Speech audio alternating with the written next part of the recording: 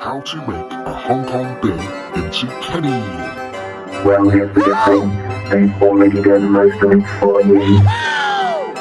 So all you need to do is draw or paint the eyes in your face. A4 paper is about the perfect size. You're going to have to put one hand into the bin, so wear at least one glove.